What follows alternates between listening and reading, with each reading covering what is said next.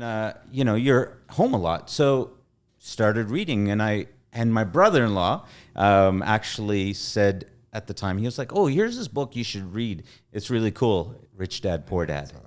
I was almost just going to, put the words in your mouth, but I knew that's the book, man. It's, right? It's I don't know if this is politically correct or not, but like it truly is the Bible when it comes to investing and really having that mindset of now transitioning from an employee to a business owner to somebody who's self-employed and into an investor, right? It just opens you up. Like it just opens your mind up to a whole nother, right? Because there are we're all multivariant, right? As people, but oftentimes we want to just show this one side because we're afraid that if people see these other parts, they're not going to know how to deal with us. Yeah.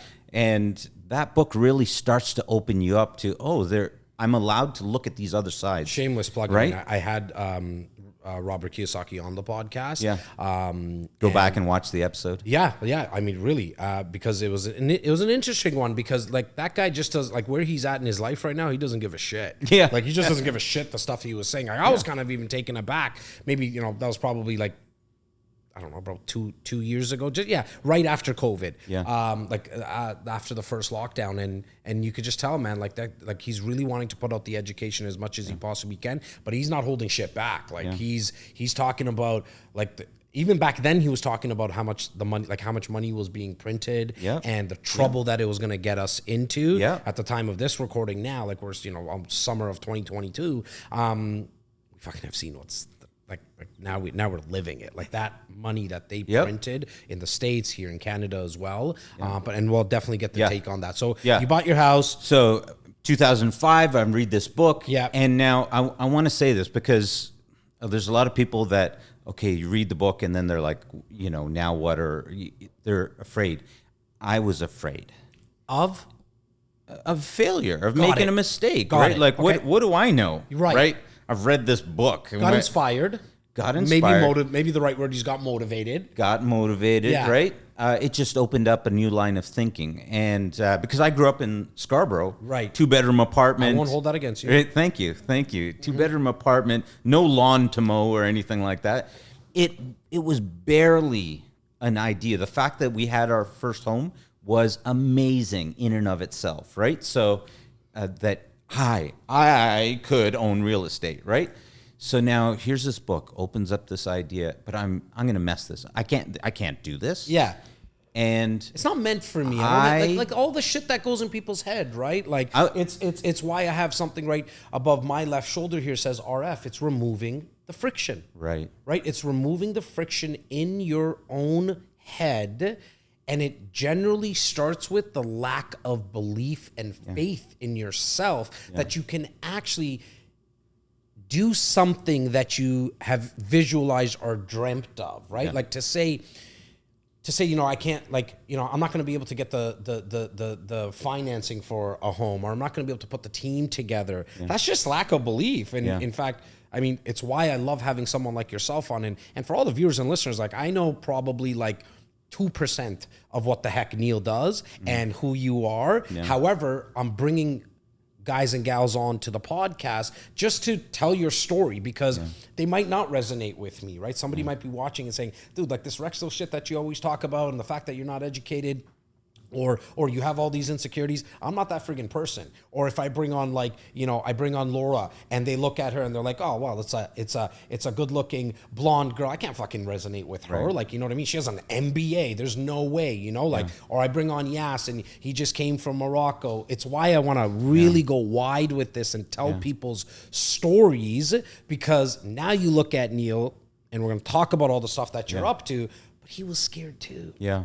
You know what I mean? Like everybody was scared until they actually did it. Yeah. And then they slightly moved that needle, right? Yeah.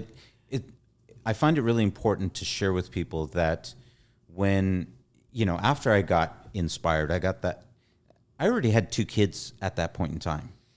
And I looked at it and I was like, okay, I can't just run out and do whatever. And I spent the rest of that year, I started reading some more. 2006, I read somewhere in the range of more than 150 books. Wow. I got to a point where I would literally go to Chapters, look for the newest book they had, stand there, read it.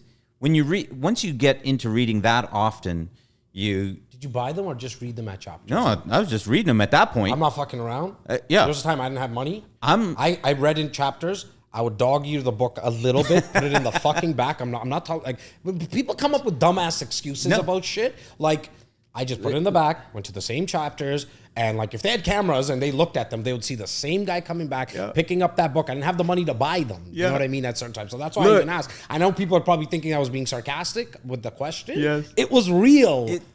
I actually called it the Chapters Library Program. My friends know it. Yeah. I kid you not. I would go and they said, well, if you don't want it, you can return it. Yeah. I was like, wait, I can go take this home, read it. Yeah, just keep it in as good a condition as you possibly can, right? And bring it back. Yeah. They're like, if you don't want to keep it. And as a result, I actually bought more books than I would have otherwise. I would buy them. I'd take them home. I'd buy 5 books, take them home, read them, and then bring 4 of them back. That's it. Right? Keep the one. And kept going. And now, here's the important part I want to share about that is that I was afraid of failure, so I was trying to get more and more knowledge. I didn't Not to have... put you on the spot. Not to put you on the spot. And sorry to cut you off. My guys are starting to get used to that anyways. Like, and I don't mean that in a rude way, but my I know I need to get this out and I need to get your take on it. But were you someone who, like, because you were reading all these books, were acquiring the knowledge, but not actually making use of it? And yes, and then I guess I wasn't. Right, and I then wasn't. my follow-up to that, Neil, really quickly, is were you using the fact that you were reading a book to disguise the lack of action?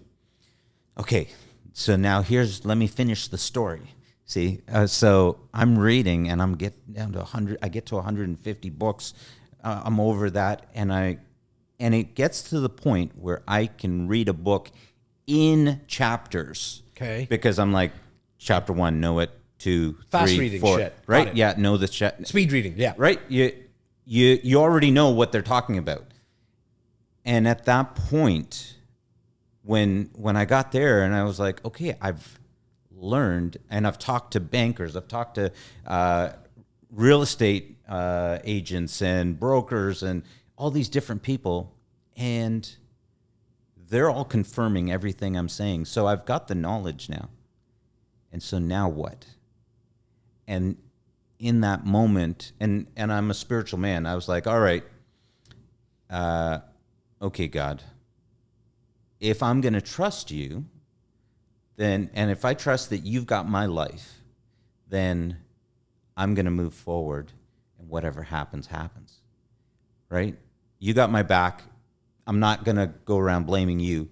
Let me move forward.